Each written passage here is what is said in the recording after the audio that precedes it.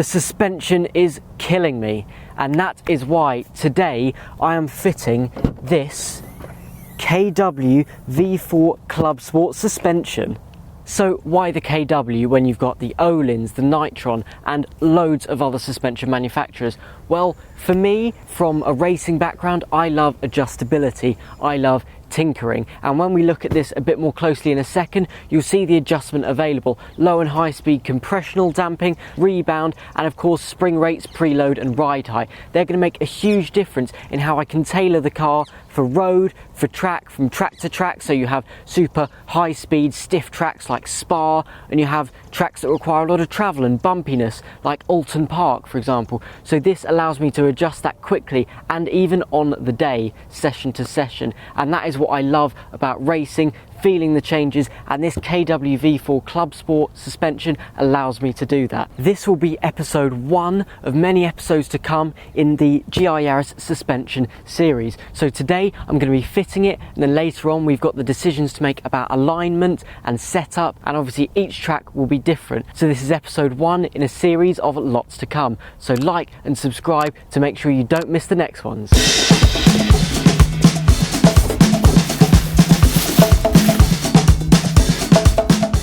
So these are the rear springs. The fronts are coilovers, but at the rear it's a separate damper and spring setup. So if I can get this out without dropping my beautiful new suspension. The two springs are this main spring, which is about 2 times the stiffness of the current one, and then you've got this smaller sort of preload spring which I can compress with my hand there. You can see that it's very, very light.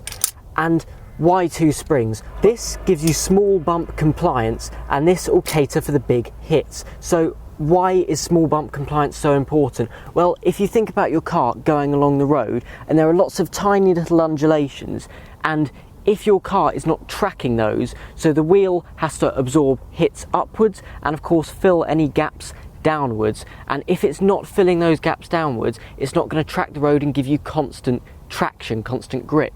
At the end of the day, that's what you need to go around a corner or a track quickly. So this gives you that fine adjustment, fine little bumps, and this will do those big hits, those curbs, those landings, those jumps, and of course when you're loading the car up into a corner, this whole system will gently compress and load the car nicely. The spring at the rear rests on 2 cups. This one at the bottom, which is just sort of centering ring, and this one at the top. So this purple ring you wind up or down to adjust how far from the chassis the spring is sitting, and this is called your spring perch offset. That adjusts your ride height. As you can see, I've taped it up because I've already set it at roughly where I'm guessing it's going to be, but of course alignment and setup is a whole other day in the next episode. The last thing at the rear is these lovely dampers. Now these are all beautifully machined aluminium alloy, and like I said, here at the bottom we have our low speed compressional damping adjuster and our high speed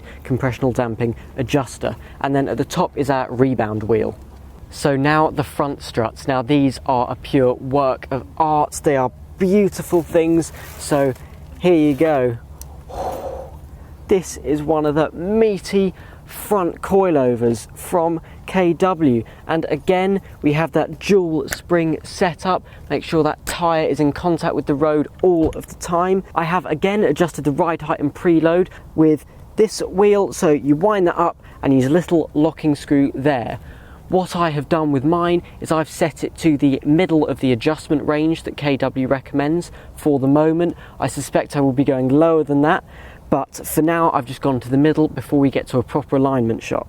It comes with these adjustable top mounts for camber and caster, and if you can see, the mount at the top is not drilled at the centre, it's off centre, so that allows you to mount this at the top, and then depending on how you rotate it, that's going to adjust your camber, caster, and of course the overall feel of the car. And this should be something that's very easy to do trackside. So this is what else is in the box. We have this toolkit from KW, and this has our spring winder adjustment that goes on to here, and that allows us to adjust the ride height and the spring preload all in one. They're not separate adjustments with this kit. And then we have this little rebound key as well, which when the suspension is in place, you can slot this in the top of the strut So then you click side to side your rebound. I'm going to be very careful to put it back to where I set it before. At the moment, everything is on KW's recommended settings, but I don't think it'll take me long to start changing them and mucking around a bit. Both before and after fitting, I'm going to go round the car using these calipers and measure the ride height. I'm going to go from the top of the rim to the top of the arch, and I'm going to do all 4 corners, make a note, and then I can compare before and after. I'm back here at Prestige Auto Technic with Atta, and we're going to get it up on the ramp and see what we're dealing with. This will be a fascinating insight as to how it comes apart and goes together and the differences between the two.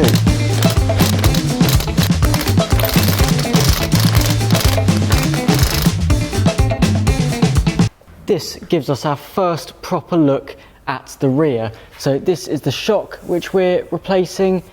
That is the spring, which is obviously just one whole spring at the moment. So we're going to have to remove this arm at the bottom to release the spring, and then if you can see in there, that's the bolt for the shock, and it should just be a fairly simple 1 and 2 for the shock. The fronts are likely to be the much more complicated ones. So that at the top is the spring perch, which I mentioned before. So that is what we'll use to change our ride heights. We'll offset the mount of where the spring, how far it is from the chassis. So just jacking up the arm at the bottom to relieve the tension on the bolts, and that allows us to undo it, drop that bottom arm and get the spring out. So here we get a side by side of the new to the old spring, and the new spring setup is of course shorter than the old one, and that's why we are allowed that flexibility with this mount.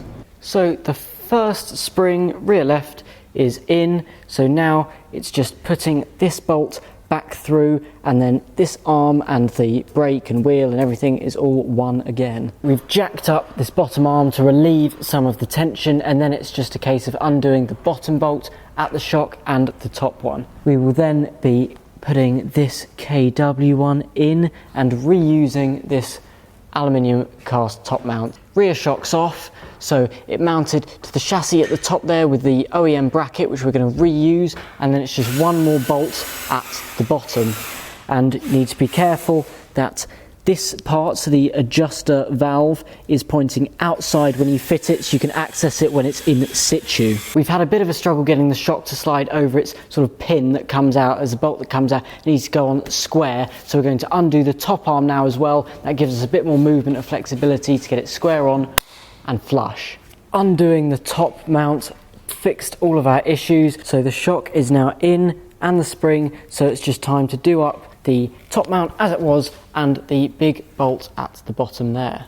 So we've done one rear, the rear left, and the rears are completely different to the front, so we've sort of done a practice run, as I like to call it. So the next side should be much faster is the aim, fingers crossed.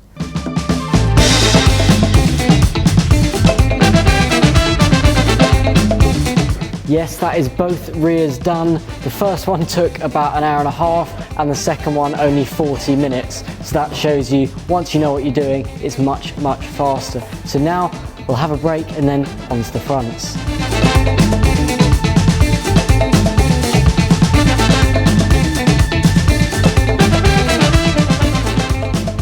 Step one on the fronts is to remove all the trim that is around the top, just under the windscreen. So that's lots of little clips, flicking stuff off, that kind of thing. So I'm going to get on with that now. There are a lot more parts that attach to the strut at the front, which adds some added complications. For example, we've got an ABS sensor, we've got ARB, and we've got a lot more mounting points. And of course it goes up through the chassis into the engine bay. So that's a bit more complicated, but we're cracking on with it and everything is going smoothly so far. Right, we have got the front left out and we're making sure that we're supporting the hub so that the drive shaft and everything stays as natural as it would be. And here is the new one going in. Ooh, that looks very exciting. So we've got the left hand side in. We had to put the top mount in first to check it's all flush, and at the end of the day you need everything to be seated nicely and you're not forcing anything too much. So this bolt has gone in, that holds the anti-roll bar, and then we have this clip for the brake hose and ABS wire, and then there's these two main bolts down here. One of these holes at the top is slotted, so you've got a further camber adjustment. So that will all be done in alignment, as well as the refinement of the position with the top mount, because that will be our main port of call when it comes to adjusting caster and camber. We've now got low and high speed compressional adjustment there. We've got our ride height and preload adjuster there. You can see the main spring and the small spring. Both sides are done now, so I'm just going and fitting the wiper blades back on, which is the main thing that held us up with the front. Actually, both sides were done fairly quickly. There's not a lot left to do now. Wheels on, test drive. Now, of course, it's not aligned. We've just put things in approximate positions and tried to return it to how it was, but that will be in the next episode. So obviously we've moved the brake hoses and things like that around, so we need to check when we lower the car. We'll go full lock one way, full lock the other way, and check nothing's fouling as the wheels turn, because obviously you want to find this out now, not when you're on the road.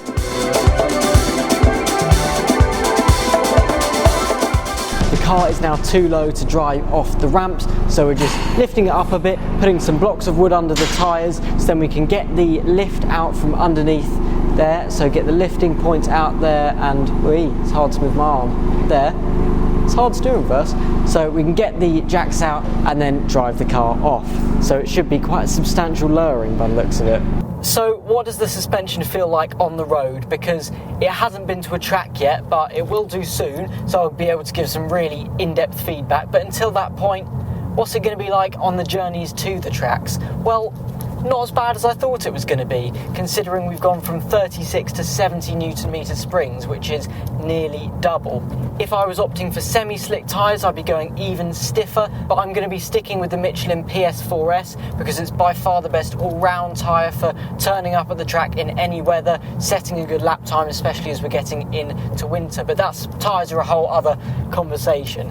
One negative of the suspension is that speed bumps can be a bit of a struggle now, and ramps, etc. But luckily I've got that GR body kit. The front splitter add-on is protecting my car really well, but yeah, it's getting a bit of a beating at the moment. Other than that, I'm so pleased I did the suspension, and I will be even more pleased when it's on a track and I'm getting to really tailor the car to how I want it to be.